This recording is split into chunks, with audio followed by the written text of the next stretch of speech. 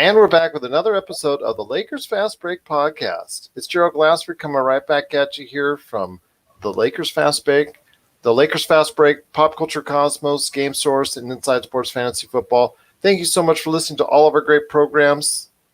Mixed weekend for the Lakers as they went into Memphis, and John Morant, angry at a Twitter troll, decided to go ahead and take his frustrations out on the Lakers, and they pretty much trounced the Lakers in what anyone is going to be perceived as a lousy and uninspiring performance.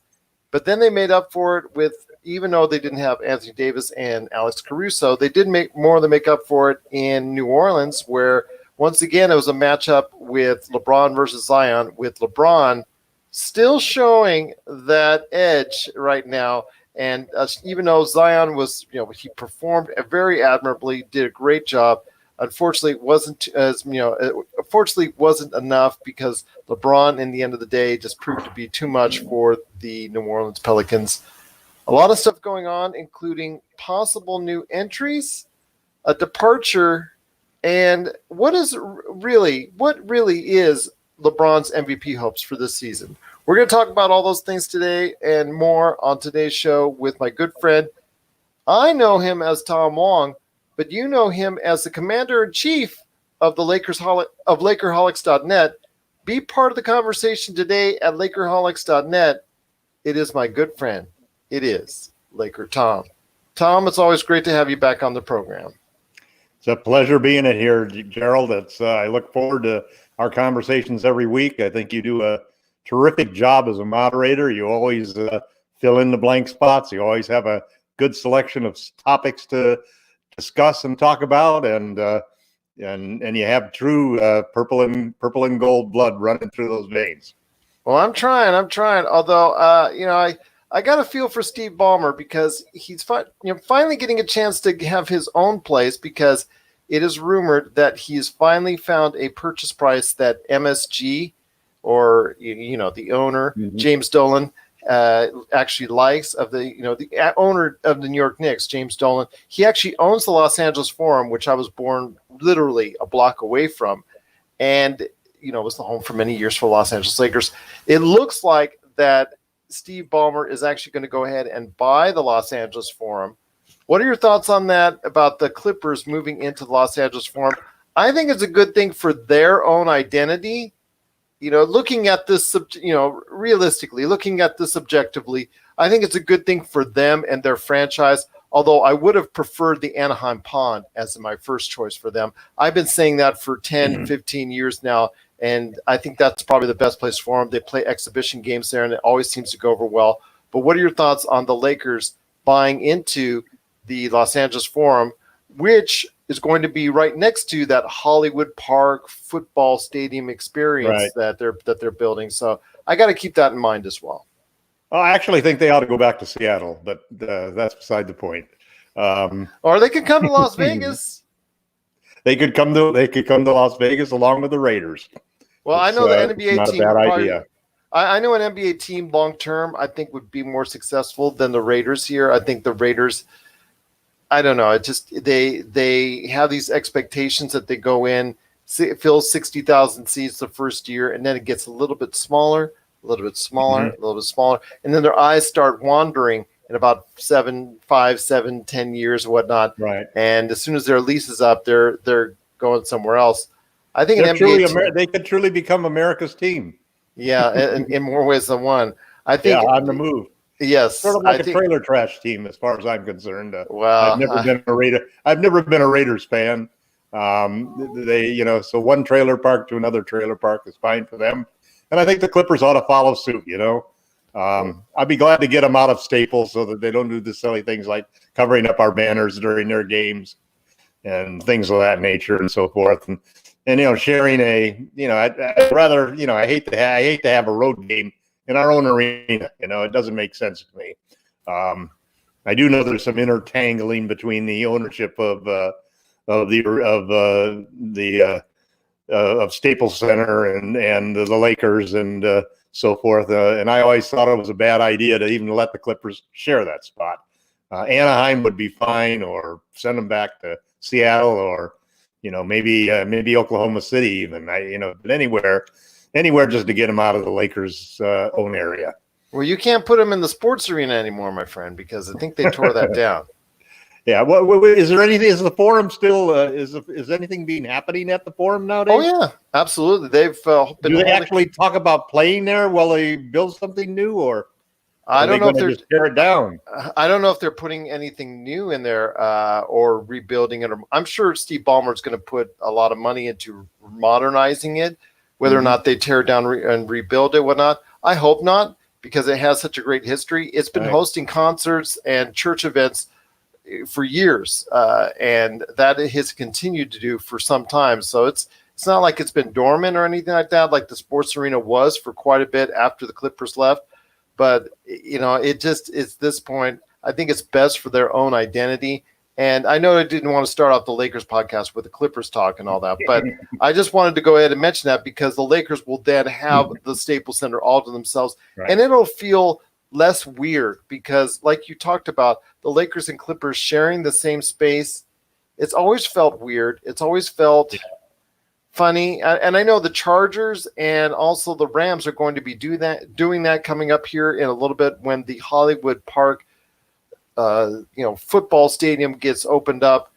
I don't know why they're doing that, especially in the Chargers. Money. And it's all about money. Yeah, you're right. It's all about the ching, the chunk of change. You're right. And I just think that it's bad for an identity, especially on the Chargers end. The Chargers, they should have never left San Diego. But then again, that's moving off into an entirely different tangent because the move to LA so far has been an utter disaster for them. But I will say this.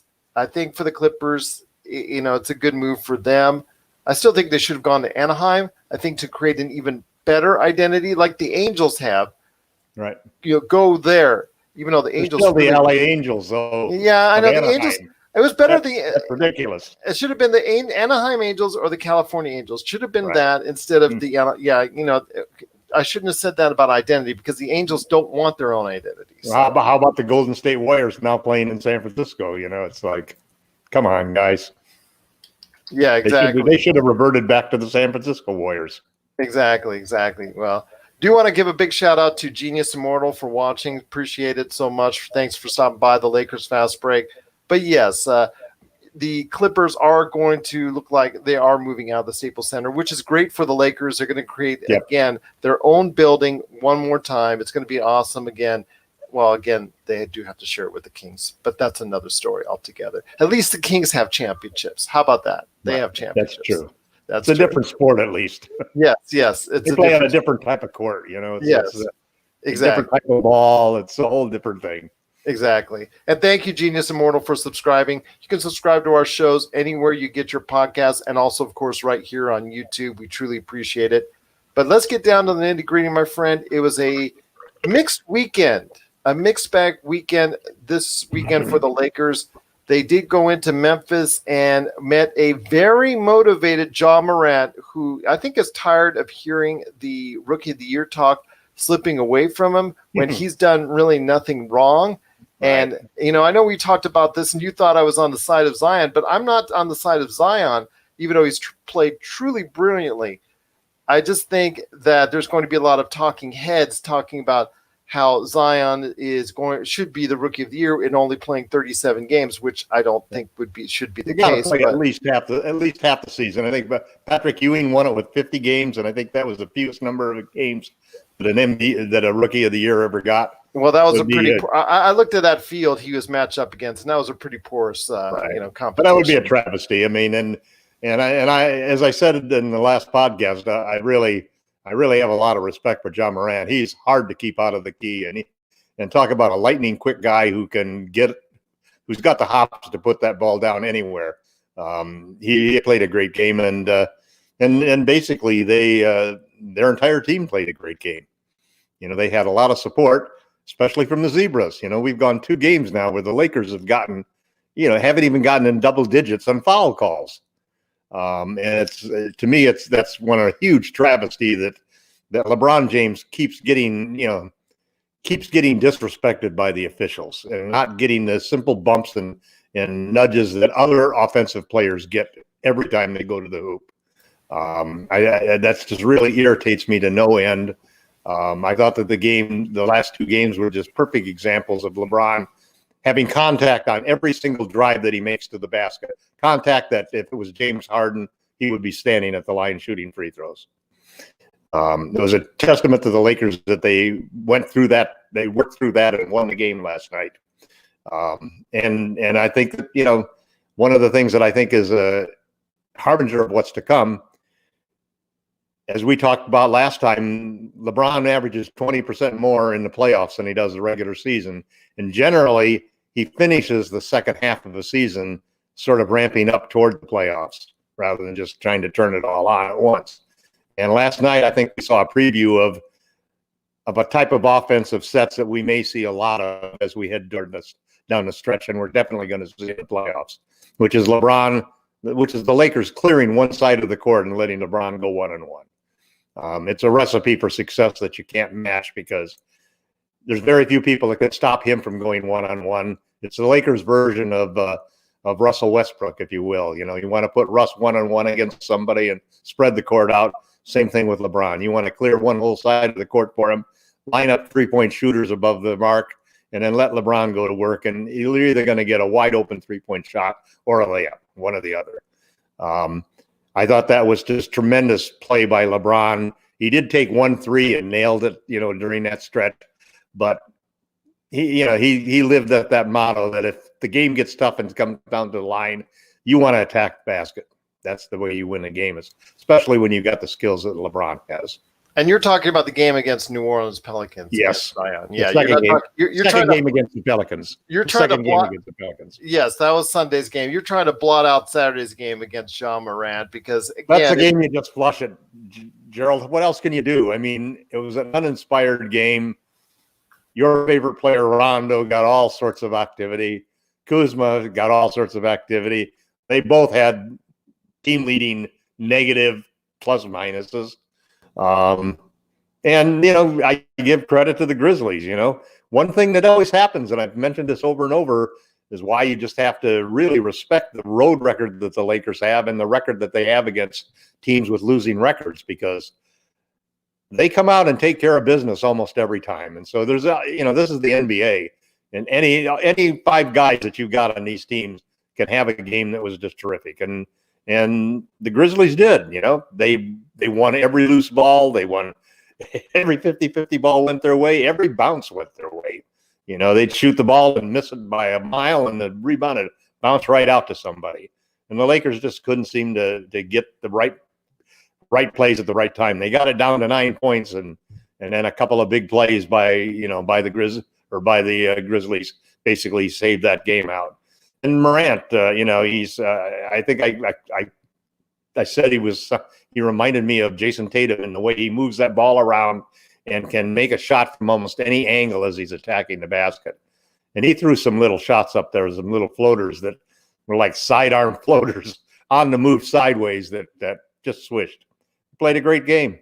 And they had several players that had great games, I mean, they were, call it tanking for Memphis to be the team that we want to play instead of the Pelicans, or however you do it. We beat the Pelicans twice, lost to Memphis. That's a 3-game stretch there for the Memphis Grizzlies to thank us.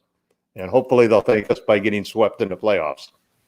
Yeah, let's hope that indeed. Although thank you also as well to that Twitter troll for going ahead and inspiring, and I'm saying that in quotations, inspiring Ja Morant to do so well against LeBron. Well, you got to feel for Ja. I mean, everybody's. I tell you, the two contests that just drive me crazy are all of the people wanting to give Zion the Rookie of the Year, and all of the people who want to give Giannis MVP. When the truth of the matter is, the MVP of this season should be LeBron James, and the Rookie of the Year should be Ja Morant. Well, let's talk about this real quick before we go into LeBron and MVP and all that. I wanted to go ahead and I just wanted to go ahead and agree with Genius Immortal here, because he said he quietly thinks that the Lakers let Memphis win and then destroyed the Pels because they're angling to get Memphis in the first round. I think Memphis is a better matchup as well for the Lakers. I just don't think they have enough around the team as a whole that they compete with. I think of the two, the more well-rounded team is the New Orleans Pelicans. I think if you looked at it as far as from a whole health standard over an 82-game period, the New Orleans Pelicans would probably be in a far better place than they are right now, 3 games behind Memphis in the Western Conference standings. So, I know, and Genius Immortal also is adding in Ja Morant reminds us so much of an early Kobe, where you can just see that inner fire and how every move he makes is poetry in motion. These are all great points, Genius Immortal, and I agree with you that he does have that inner fire. The thing is, can he stay motivated? And obviously by being inspired by these Twitter trolls, but it's the every game in and out.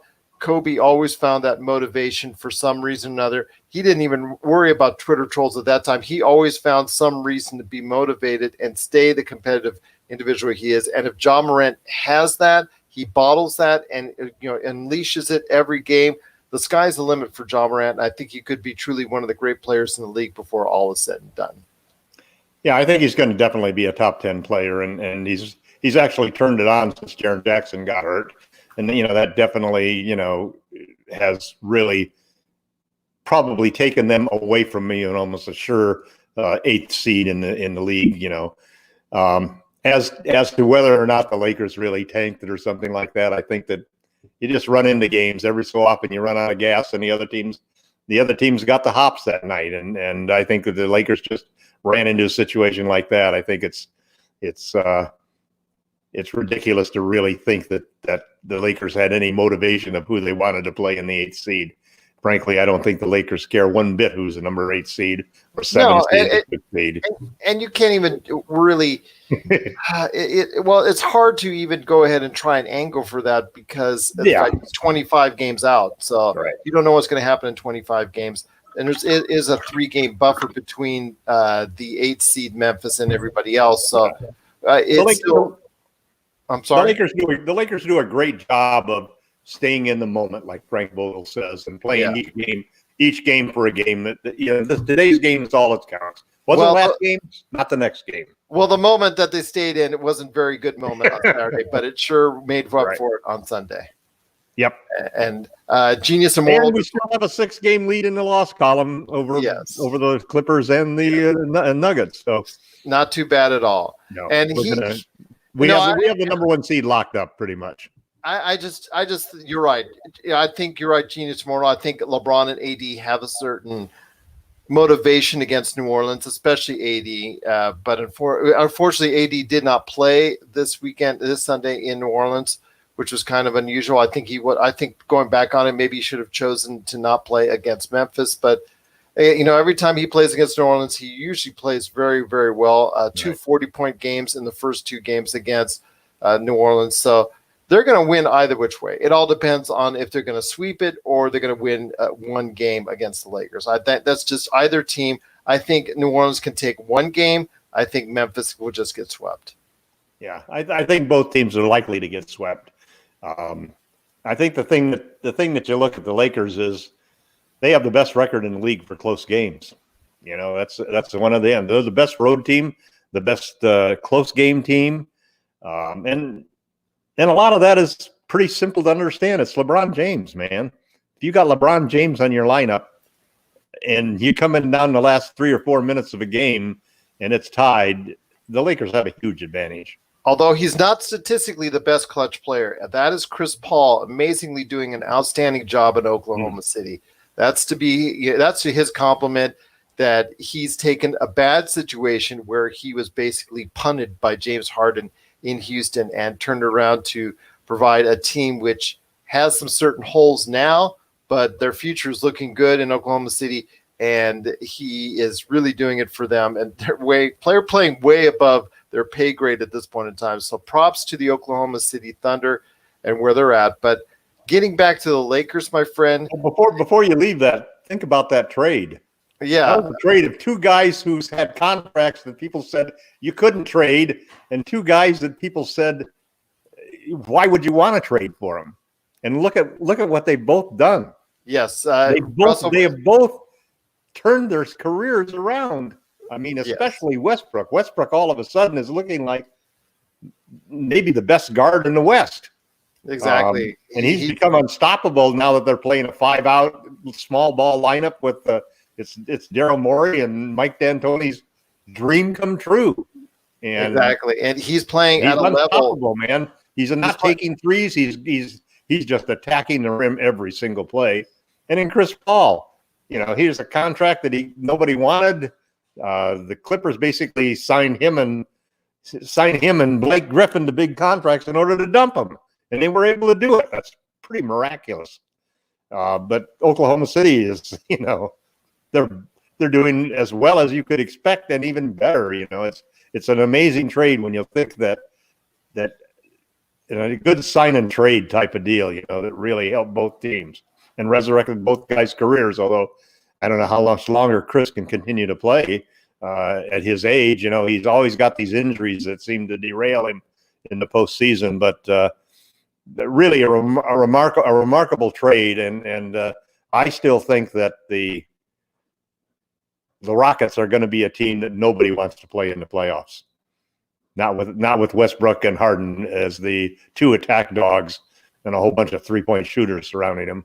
No, Westbrook is. You're right. Westbrook is playing at a level commensurate to what he was doing as an MVP, maybe even a little bit better. A winning style now, because he gave up all of those wild threes. Yes, shooting 30%. Yeah, or no, he wasn't even shooting 30%, my friend. He was shooting closer to 20. So that's why one reason they're doing so well. It's fun to see that they're trying to go ahead and incorporate small ball, and it looks a lot better aesthetically than what we saw last year with James Harden dribble. So, and I know for Chris Paul, like I said, the trade has done well for them. In Oklahoma City, their future's looking brighter because of the fact that they've got all those draft picks. Plus, when Chris Paul leaves, they've got a $40 million off the books. So they've got, the future's looking bright for some of these teams like New Orleans and Oklahoma City, which were really smart about how the way they conducted their trade. So shows what a great general manager can do. Yeah, well, don't get me started on that, my friend. That's another conversation which we had already. And what about our general manager now? Let's get into this whole situation. It looks like the strategy all along, Gerald, despite what you and I and millions of pundits thought, was that they weren't going to reach for anything extravagant during the trade deadline. And instead, they were going to count on the buyout market. And lo and behold, their strategy seems to work. Markieff Morris is the second best defensive rating on the team right now. He's played 2 games. I know, but he's also shooting. He's also shooting 40% from 3. All right. Well, let's see it very well, and I think it's 4 games, isn't it? Yes. Let's be a little bit. Let's take a larger sample. This is your man, Markieff. Yeah, well, he's only my man because I proposed a trade where he was a throw-in. I really was after Derrick Rose and Christian Wood in the trade machine. Christian Wood, he was just a journeyman bumping around and getting waived by every team. And look at him now; he's playing unreal for Detroit. Yeah, all 3 guys that you had on that trade that would have been a good trade for the Lakers. Yes. But thinking about it now, and Kuzma's showing some signs. I still think he's going to be traded this summer. But the Lakers have taken a fairly intelligent loan through here, because they're still going to have some value with Kuzma when they trade him. They're still going to be able to get something this summer.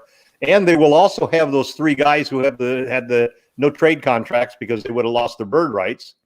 So now, and that CBA rule basically was just to prevent people from getting traded right away. So this summer, if they re-up and exercise their player options, they're immediately tradable, and the Lakers can include them. So you all of a sudden got JaVale McGee, Rajon Rondo, and who's the third one? KCP, I think. KCP. Yeah.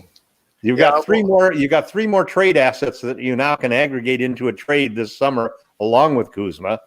Plus, you've got a $10 million full MLE because we're an over-the-cap team this year.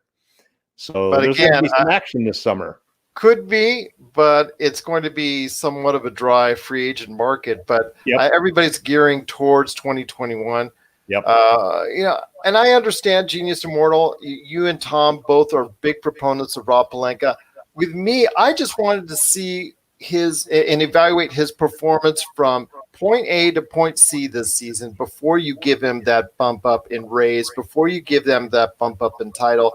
That was the big deal. And that TJ Johnson from Voice from the Underground, who also appears on the show from time to time, he and I were agreeing that before there was no need to go ahead and give Rob Pelinka that title change in January. There was no need to go ahead and do what you need to do until you evaluate his work over the entire season, and then you decide if he's going to be the answer long term for you. Because the trade for Anthony Davis, I think you gave up. You were only bidding against yourselves when it comes to Anthony Davis, because it looked like nobody else was going to give up as much as the Lakers did. And I think they could have saved maybe one or two assets that they couldn't have didn't have to trade, which might have helped them at the trade deadline or whatnot. So they could get, as you said, Genius Immortal, the better of the two Morris twins at this point in time. But again, we're arguing over semantics here, and the fact is, yes, Rob Pelinka, he is the man in charge right now. I'm hoping long term that he makes the right moves, because they're going to go ahead and have to win now. They're in a win now mode, and if you're not in a win now mode, then you're in trouble, because the Lakers' window is very small. You have nothing long term. You have no assets long term, and you've got a real hard problem to look 3-5 years down the line. But right now is your window. Right now is the time that you got to go ahead and make that move and make all the moves you can. I know a lot of Lakers fans are going to go back and forth on not trading Kuzma for Morris or anyone big at the trade deadline. I know if the Lakers don't end up winning the championship, I know that's probably going to be one thing that people focus in on, people zero in on, is that. So we'll wait and see. I mean, he is still getting the experience in the GM position, getting the experience in the vice president position. So Rob Pelinka, for now, he's done a very good job. I'm not going to give you that. I'm not going to say otherwise, but I would have waited on giving him, what he wanted so early in the season. I would have waited until the end of the season and then evaluated the whole performance from there. But again, it is what it is. And right now, with the Lakers are doing very well. They are leading the Western Conference. And I'll tell you what, it is great to see what the Lakers are doing. I'm just hoping, as you know, Tom, that they can go ahead and pull something out of pull a rabbit out of the hat with some of these buyouts that they're getting at this point in time. And we'll talk about that in a sec. But it's he is. I understand that Genius Immortal, because he's saying that Pelinka is in possession of a great negotiating prowess, which he likely utilized to create security for himself. Yes, he is very savvy. When you're Kobe's agent for so many years, you are going to have that savvy and negotiating prowess. And obviously, he knew to hit Genie at the right time, at the right place. So give him props for that. But again, I think you have it wrong there, Gerald. I think that I've been an entrepreneur all my life, and my last job was a CFO of an $80 million solar company. And one of the things that you do is you want to take your key employees and motivate them. And I'm not looking at it. The worst thing to do when you're running a business or a country is to run it on a transactional basis. Instead, you need to have a game plan and long-term stability. And I think what Pelinka did that really made him deserving of the new point of becoming the vice president of basketball operations and getting a raise was simply stabilizing a franchise that was in dire need 6 months ago. And he basically, there's been no talk. And look at all of the talk about going through the trade deadline. The Lakers have been a silent organization. They've been doing their job. They've been taking care of business. There haven't been rumors. They don't allow, Ramona Shelburne to get inside information like she used to be able to get. And that's really the big thing that he's done. He's taken and stabilized it and got everybody in this organization on the same wavelength. And that success that Pelinka's enjoyed, very similar to the success that the Warriors general manager who was a prior agent. And it's one of the reasons why the Knicks, when they went to figure out how to get out of their mess, basically were looking at player agents, because these are guys who've got, number one, they have to be excellent talent evaluators, because that's basically what they do. You've got to pick which clients you want to have as your clients, and they better be the right clients, or you're not going to get the types of contracts that you want for them. You're not going to have the stats to back it up and the potential to back it up in order to get them those types of contracts. And so I don't think it was a case, frankly, of Pelinka lobbying for this position or anything. I tend to think that instead, Jeannie Buss understands that they needed stability, and Rob Pelinka stabilized this franchise. And I think she rewarded him for that, to make sure that he understood that he was the long-term solution, to make sure that everybody who talked to him and negotiated with him understands going forward that Rob Pelinka is the Lakers front office, that he is the head of basketball operations for the team, and he's going to be making the major decisions. And I think that when I look back at it, I've always thought I'm a really smart guy in basketball, and I make a lot of great observations and insights and so forth, but I'm just a fan. When it comes down to it, I'm just a fan. And as a fan, I don't have that same professional view that Pelinka has of the situation. I would probably be way too impetuous and impatient with situations. Pelinka basically has all of that inside information that you and I don't have. He deals with these people on a daily basis. He deals with the competition on a daily basis. And he understands and has a long-term thing. He built an agent business from scratch that was one of the top businesses in the whole industry. And he had many of the top players in the industry.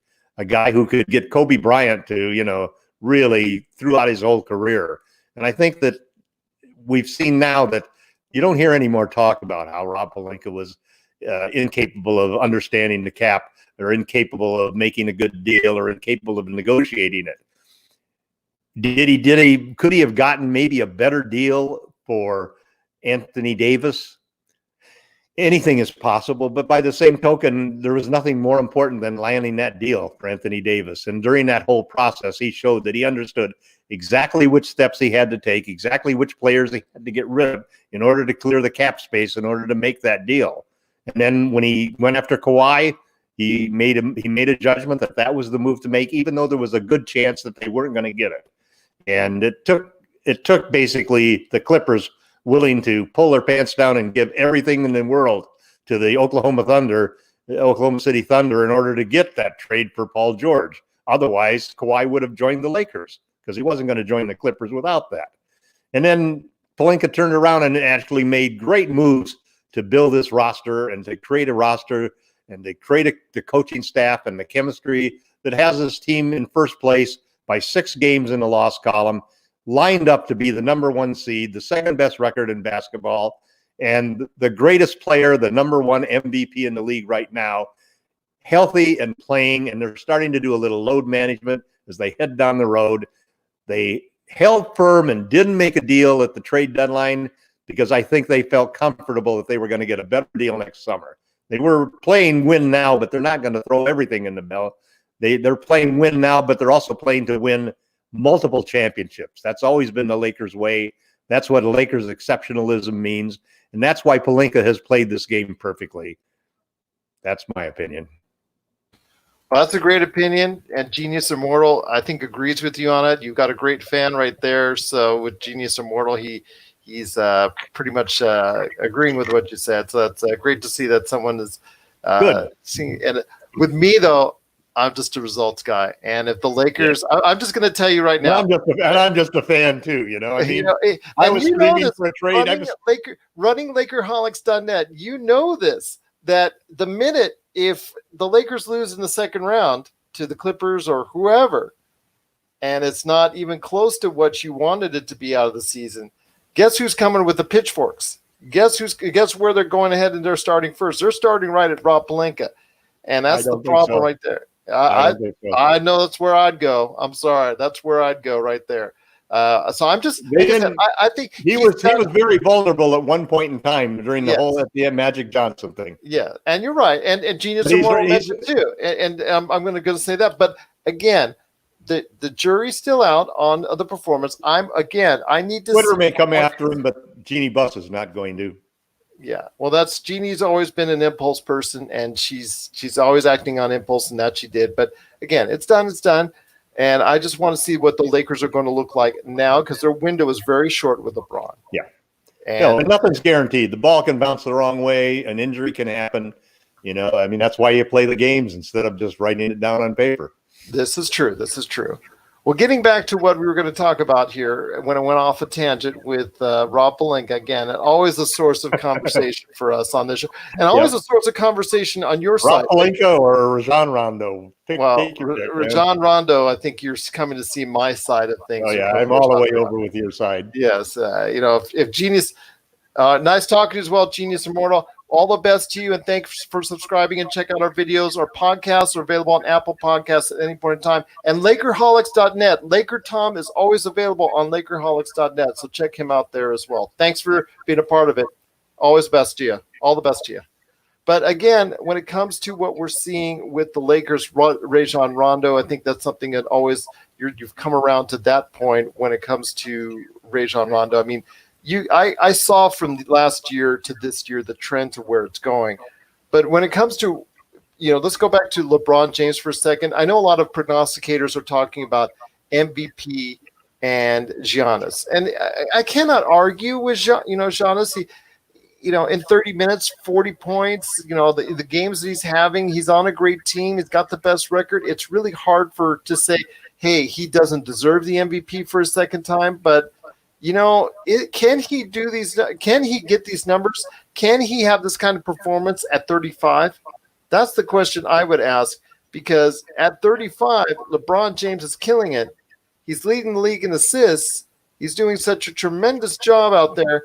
And LeBron James, to me, I'm going to say at this point in time, is a slight MVP just because of the fact he's doing all these great things for the team and all these great things for the league at such an advanced age over what Giannis is doing at this point in time.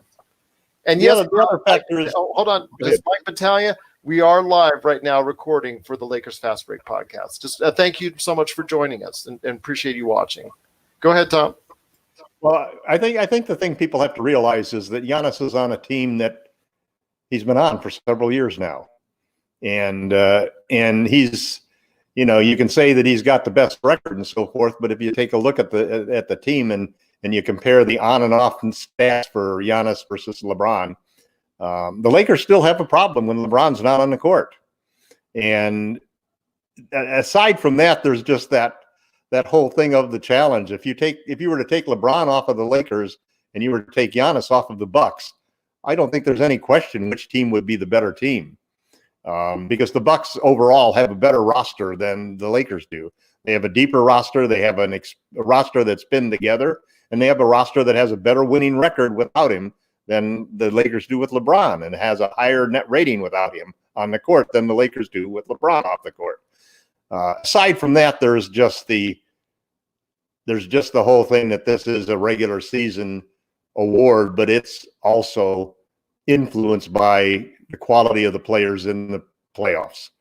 And the reason why when we get into the playoffs, you're going to find a lot of people expecting the Lakers to be the favorites and not the Bucks is the simple reality that Giannis has not shown that he can do it in the playoffs.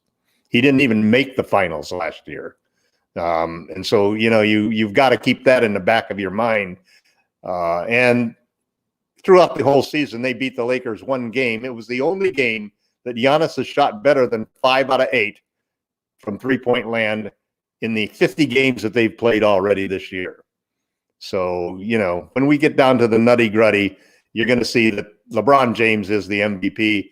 And I think if it's anywhere near close by the time we get to the end of the season, I can't see many sports writers wanting to deny LeBron an opportunity to get another regular season MVP. And you'll hear the MVP chants in every stadium that he goes to. Again, I want LeBron to be MVP. I think he is deserving of the MVP just because the age difference and the age factor but I don't think they're going to give it to him. I think they're going to give it to Giannis. I'm sorry. I'm just seeing this as objectively. I'm looking at it once again objectively. They're most likely going to give it to Giannis. The narrative that he's creating in Milwaukee and the team, that they're the record, their success. I think, and they'll regret it when the Bucks don't even make it to the finals. Well, let's hope that's the case, because they're a scary matchup right now. As of right now, they're a scary matchup right now for any team out there. But again, I think LeBron should be MVP, but that's just my opinion. I know it's yours as well. If you've got an opinion out there and you want to share it with LeBron MVP or anything else that we've talked about on today's show, Genius Immortal, Mike Battaglia, they've all been a great part of this program watching us. But if you're listening out there and you have a question for us when you listen to the show on Apple Podcasts, just go ahead, or any other of your podcast outlets for that matter. Just go ahead and give us a shout out, LakersFastBreak@yahoo.com or at LakersFastBreak on Twitter. And while you're there, when you're listening to all the podcast apps, if you can give us that 5-star review on the Apple Podcast, it helps bring out more people and helps get Lakers fans more awareness of the Lakers Fast Break podcast. So we truly appreciate it if you can, if you do, and we cannot thank you enough for doing so. And don't forget to stop by Tom's site, Lakerholics.net. He'll be talking about it at the end of the show, all the great things that are going on at his site, Lakerholics.net. But my friend, there's more to talk about when it comes to Lakers Fast Break for today's show. And one of them is going to be a trip to Waiters Island, my friend, because over the weekend we did see Troy Daniels being let go. I like him personally. I thought he was someone that, if he was given chance and minutes, might have, stuck with a team. Unfortunately, his defensive deficiencies, the fact I know I had this question brought up to me last night, exactly his status and why he was let go. He's a nice kid, but the reason why he's bounced around is on the defensive end, because he is too small to guard forwards, but is not quick enough to guard guards, if that makes sense. I just don't think he's like a tweener, but he just is not able on the defensive end to match up well with anybody. Plus, he's not a very good penetrate and drive to the hole type individual. That's not his game. So I think he is a specialty. He's a specialist, and I think that's the problem right there, is that the Lakers already have individuals that can do that a little bit better than he can. So unfortunately, his services were no longer needed. But a class way to go out, as far as his statement that he made towards the organization, I've got nothing but respect for him, and I wish him all the best in the rest of his NBA career. Yeah, I definitely too. Troy's a 40% career three-point shooter. And actually, even though he didn't play a whole lot of minutes, he has a top 5 defensive ranking on the Lakers. So it wasn't like he was a sieve on defense. He's just not a great playmaker, and he's not a guy who can get his own shot. And right now, the Lakers are looking for somebody who can do that. So they're looking to improve the team with somebody who can play some minutes and either do one or two things. Get shots for himself and get shots for teammates. And the two guys they're looking at are two guys that have sort of a tainted history with LeBron James. There's Dion Waiters, famous for lots of different things, including gummy bears. Yogi Bear, yeah. Keep those gummy bears away. Keep those gummy bears away. And then you've got J.R. Smith, famous for his forgetting what the time was and so forth in the game and creating that little gap in the playoffs. It's a good question to ask you, Gerald. Who do you think of the two of them the Lakers are going to get, and for what reason?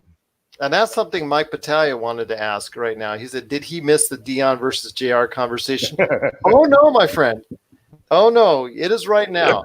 According to Mike, he also seemed very low energy when he's talking about Troy Daniels and lacked any ability to sway momentum. I can understand. He was never impacting a game. I think he rarely impacted the game on his own.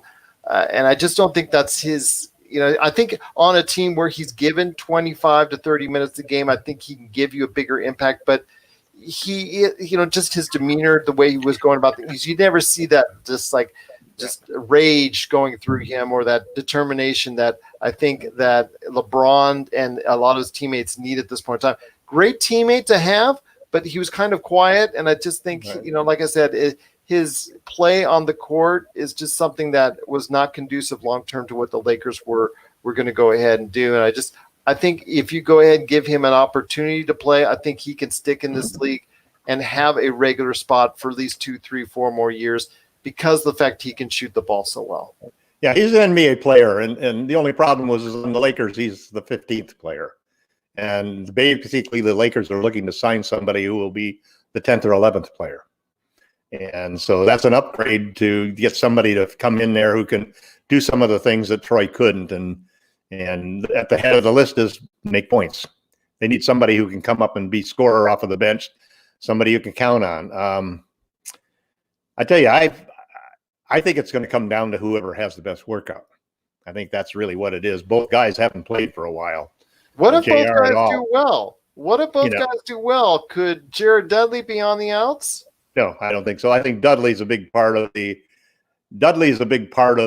chemistry and is the sort of the veteran that holds the team together. And they're not going to. March 1st has gone by, so anybody they cut right now can't be signed for another team for the playoffs. So there's no real. If they were going to open up 2 spots, they would have done it on March 1st, which is the last day they had to drop somebody. So you look at the 2 players. Well, let's and that's what I'm going to hit to. As Mike Battaglia was asking, okay, who is better? Who for the Lakers right now, Dion or JR? I think that the key cue is the Instagram that LeBron put out talking about why they call JR 9/11, because when you need a shot, he can come there in emergency. He's the better 3-point shooter. He's the safer, more secure, assuming that he's in shape. He can also play some defense. They both are 2 or 3. They're both like 2 to 3 assists per game. So they're all better ball handlers or playmakers than almost anybody the Lakers have on the team, because nobody in the Lakers other than LeBron, Rondo, and Davis average more than 3 assists per game. They don't have any guards that average 2 or more. So I think playmaking is sort of the secondary thing, but the most important thing is getting shots, being able to get your own shots. J.R. Smith can do that, and I think because LeBron put out that tweet, if they both come in and both have equal tryouts, I think the nod goes to J.R. Now, if Waiters comes in and has a better workout, I think that they would be willing to take a chance on him. But he has more baggage to carry than JR does in my mind, because his baggage is the kind that really bothers you because you wonder about how it could affect the chemistry of the team and so forth. J.R. Smith is going to come in, and he's going to be a guy that you can count on to make a basket. And if LeBron was going to throw the ball out to somebody, a wide open 3-point shooter, and he had to choose between those 2 guys, and in a certain way, I think LeBron is going to make this decision for the Lakers. I think he'll be a big part of whatever they decide. They especially want to turn to him since he did play with both of them on the Cavs. So I think it's a big part of this is going to be LeBron's decision, and I think it'll be J.R. Smith. Are you sure? No, I'm going to send you that meme. I'm going to send you that meme. I want to send you that meme so bad. And if people don't remember what we talked about on the previous podcast, I'm talking about the meme with the look that LeBron gave after JR had that brain fart in the finals. But LeBron put out a very positive tweet. Okay. All right. Fair enough. That Instagram message was pretty clear that I wouldn't mind playing with JR again. He wants some. Listen, LeBron. Look at the play LeBron made last night. Steps in bounds and then hands the ball off. I mean, at a crucial time of the game. That's, talk about an embarrassing move. That's 2 for him this year. That's 2 for him this season. So, it happens. Guys have brain farts, and it happens. But I think when it comes down to it, J.R. Smith can shoot. And he's a clutch player. He's a guy that's not afraid to take. He's not afraid to take the shot. And there aren't many people who don't choke up a little bit when they're taking a last-minute shot that, let's say, the game or a playoff series, perhaps, is hanging on. And LeBron's the kind of guy who's going to make the right play, and he's going to pass that ball to somebody, and And thank God we just don't want it to be Rondo. You know? Well, I'll tell you what, I'm worried about if JR or also as well Dion Waiters, either one that gets on the roster, if they're going to cut into Caruso's minutes, because that would be a problem for me. I would have a severe problem. I hope not, because they both play relatively the same position. Well, playoff Rondo is going to get his shots, but if playoff Rondo plays 2 minutes and he hasn't played well in those 2 minutes, he may find those 2 minutes to be the only time he gets. Well, Vogel's going to keep him on a short. Vogel's going to put him on a short leash. Well, I hope so. I hope so. But I wanted to go ahead and touch on what Mike Battaglia was saying, and that's he said there's a Masonic Latin saying that the loose translation is transform the weakest point into the cornerstone, which he hopes will happen for whoever signs Troy Daniels. And he also thinks that Dion Waiters is a better fit, but he agrees with you that it is going to be LeBron that's going to be making the final decision on this and who he is more comfortable with. There is also Dion Waiters memes in his days in Cleveland with LeBron that are very amusing as well. So neither of them have always been on the favorite Christmas card list from time to time with LeBron, but he has said nice things in recent times on Twitter. So we'll see. And yes, Mike, JR does have a championship pedigree. He brings to the table. He has performed in the finals. He's also made a brain fart in the finals, but I don't think you would be playing him in that clutch last 2 minutes of a game at this point in time. I think J.R. Smith is someone, or Dion Waiters are two individuals you're looking for to play, end of the third quarter, beginning of the fourth quarter in the playoffs. You're not asking them to go ahead and be that final 5-person, 5-man team that you're going to put out there, in the closing minutes of a finals game. Because if they are, then they either better be A, really hot, or B, we could be in trouble. I think it's A. I think that's another reason why you go with JR, because he's one of those guys who can get Vogel will often go with a hot hand at the end of the game. And JR is the kind of guy that he can go for 30 for you on a night. Mike was actually saying that Troy Daniels was the weak link in the Lakers 15-man roster. And I cannot say I disagree with you. I think Jared, maybe someone could argue Jared. He wasn't strong enough to be anything other than the 15th man. Yeah, and I would toggle him and Jared Dudley, because I don't hold enough weight for what you're talking about as Jared Dudley being that stability in the locker room, as much as if it takes Jared Dudley to be the stability in your locker room, then you're really not doing something well. If we were gonna cut a 14th, if we were going to cut another player, it might have been Dudley, but I don't think that adding one player is one thing, and I think so far Markieff Morris has done a good job, and he's come along, he's done his job the way he's supposed to been. He's shown a little bit of being an enforcer for the Lakers. And then the second guy in getting rid of Troy, so you finally got rid of a guy who's actually played some games for you, been part of the team on the floor, whereas DeMarcus hadn't been. But I don't think that they would want to go to any more changes than that. And I think that this is also, again, points to the smart, savvy general manager approach that Rob Pelinka has taken to the trade deadline and to the buyout market. I think we've made smart moves. Whoever they pick up to add is going to give them somebody who can get their own shot. And that's something that we really have needed. Well, we've got only just a few minutes left, actually under 7 right now. So I ask you this, my friend, one last question, and that is the amazing combo, when you look at it on paper, plus minus, of LeBron James and also as well Alex Caruso, the Caruso for Caruso. So I ask you, my friend, because they are, I believe, or number 1 or number 2 in the NBA as a number tandem. 2 right now, I think. Yeah, so number 1, number 2 in the NBA overall. And Genius Immortal, when he was on the air, he actually sent this question out. We could never cover it because we were talking about so many other things and Rob Pelinka and all that and all this stuff. Is this a fluke, or is this more a real life story, especially on the side of Alex Caruso? I think it's a combination of the two, to be honest with you, because I think that you see a lot of criticism on Twitter for other fans of other players who think that why is all of this thing happening for Caruso? The reality is that there is something behind the high plus minus and the high net rating that Alex has playing with LeBron. And it's because of a couple of things. One, he is by far the Lakers' best defensive player other than Anthony Davis. You watch him game in and game out, guys do not beat him off of the dribble. He stays between his man. He makes smart plays. He's gotten better in ball handling. He's gotten better in playmaking. He's gotten better in his three-point shooting than he was earlier this year. You put all of those things together, and he's a great compliment because he does everything fairly well, and he does very few things poorly.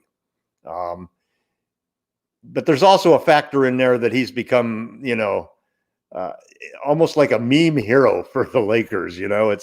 It's the people yelling MVP, and it's just, it's like taking the average guy. It's like taking you or I and sticking us in a uniform on the court. And my God, the guy actually plays pretty well. And so there's that everyday guy aspect to it that really makes Caruso the fan of everybody. I keep looking for him when I'm at the YMCA. Yeah, exactly.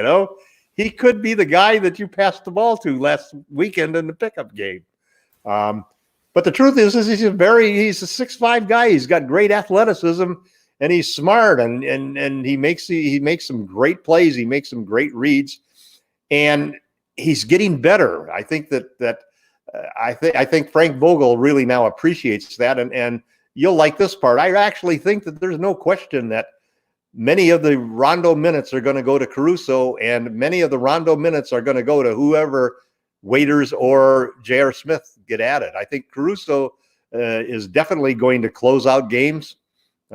He's basically just become part of the closing lineup.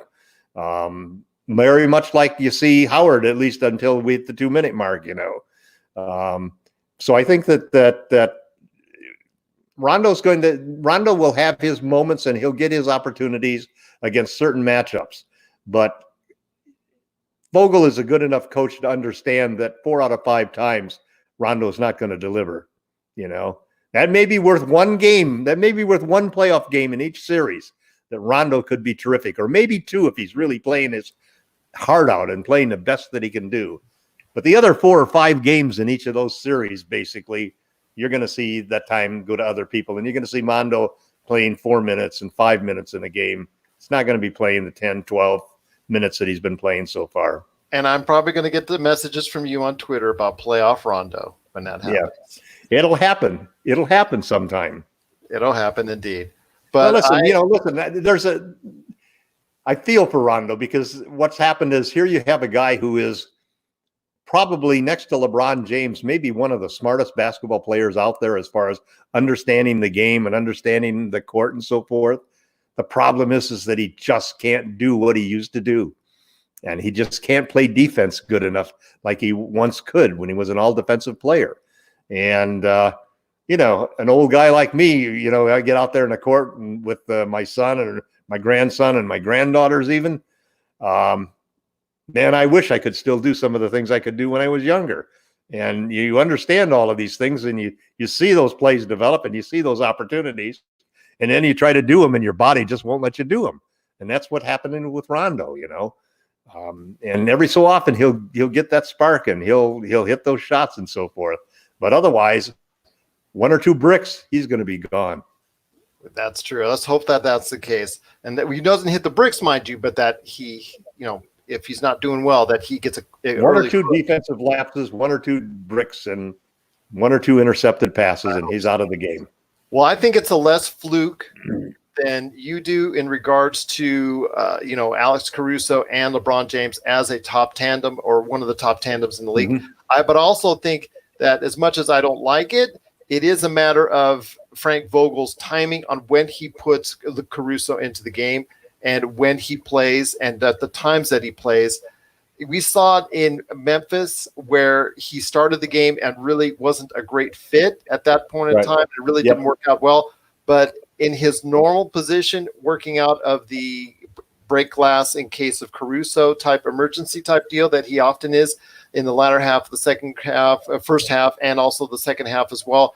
I think he works quite well and meshes with LeBron in a way that a lot of teams have a hard time in dealing with. So I think it's less fluke, but I also think it's also planning when you really look at it that Frank Vogel makes. And I like to see that continue, and I hope it continues throughout the playoffs. But my friend, I want to go ahead before we head on out, thank Mike Battaglia, and also as well, I want to give a big shout out to Genius Immortal. Both those guys, thanks so much for watching the show, and also everybody who also checks out the show on on Apple Podcasts and all of our other podcast outlets. If you have a question, again, it's at Lakers Fast Break on Twitter or LakersFastBreak@yahoo.com. Please give us that 5-star review. But before we head on out, LakerTom, you got to tell everybody what's the conversation going on at Lakerholics.net. Well, they're all sitting and wondering who we're going to sign, just like you are, Gerald.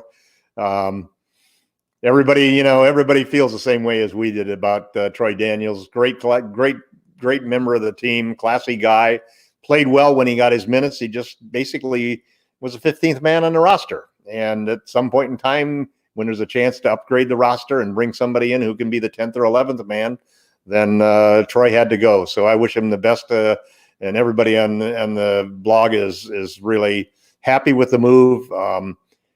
It's kind of funny. I haven't seen a whole lot of negativity toward signing Waiters or J.R. Smith. And I think it's just a recognition that the Lakers are being smart about making moves that won't really hurt their chemistry, making moves to improve the roster, to fill some of the holes that they have, and yet not willing to throw away an asset like Kuzma that they think they can get a bigger reward for this summer. I wouldn't be surprised if we saw a deal this summer to bring in, a point guard, maybe Zach LaVine, I think is a perfect target to try to drag from the Bulls. They were interested in Kuzma. They'll be even more interested in him this summer because I think LaVine is going to be demanding a trade at some point in time. So I think that, again, we get back to the Rob Pelinka thing. I think that everybody, there's a pretty strong support for how the Lakers front office has handled themselves and how the team has handled themselves for the first 60% of the season. And I think as we move forward, everybody's pretty much in agreement. Nobody's worried about the fact that we gave LeBron a day off. We're giving, AD a day off. Those are the types of moves that I think we're going to see as we move further in the season. We've got some three big games coming up now that we got through these 4 games that we should win.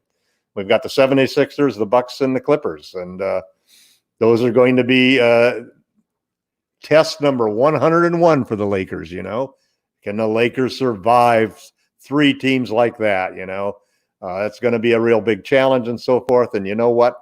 I think the Lakers are going to come out and they're going to meet that challenge just like they've done every other challenge they've had so far this season. There's one of the guys on the blog, Mongo, basically has developed this thing called SOS, the steal on steal, and he gives a ranking based upon how all of the teams have done against playoff teams against each other, and which is a great measure that Mongo's developed that really gives you an idea of who plays well against the better teams. We know the Lakers kill against the teams that they're supposed to beat, and nobody else seems to match that. But we're right there, maybe about 2/3 of the way up on the pack, but there's still some teams that we need to take care of in order to improve our SOS rating. And I think that we're going to find out in those 3 games coming up in early March here how good the Lakers really are. If we can take down the Bucks and the Clippers and the 76ers, who could, always are dangerous just because they've got Embiid. If we can take those 3 games down, then I think the Lakers will become the favorites going into the playoffs. Once again, that's Lakerholics.net. You got to be part of the conversation today at Lakerholics.net. A great group of people that are all running it along with you, LakerTom. They're just having that conversation each and every day. It doesn't get too testy or nasty. It's just a lot of great opinions going on about what's going on with the Lakers and everything there. It is Lakerholics.net.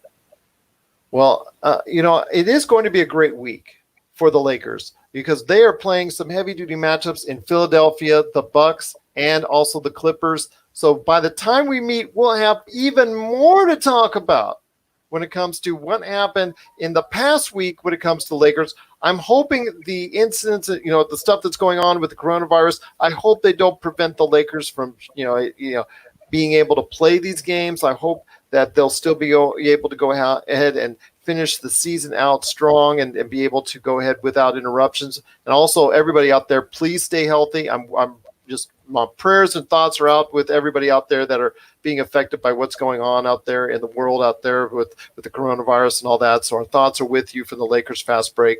But before we head on out, I just wanted to go ahead and just thank again Mike Battaglia and also Genius Immortal for watching. Oh, wait, do you hear that sound, Tom? Do you hear that sound? Oh, that's the ship coming in. That's the ship coming in because we're both going on a trip to Waiters Island, I think. You do? Okay. I think we're going on a trip to Smith Island.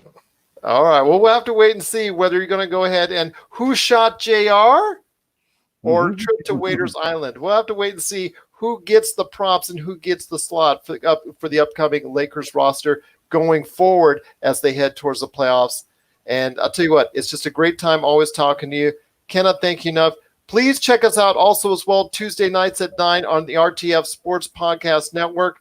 On the RTF Sports Network, cannot thank enough for them each and every week as we head on out on that great station. And I'll tell you what, it's just so awesome to talk to you each and every week. Hopefully get more people in on the podcast as well each week right here on the Lakers Fast Break Podcast. Thanks so much, Mike and Genius Immortal, for watching. It is truly appreciated.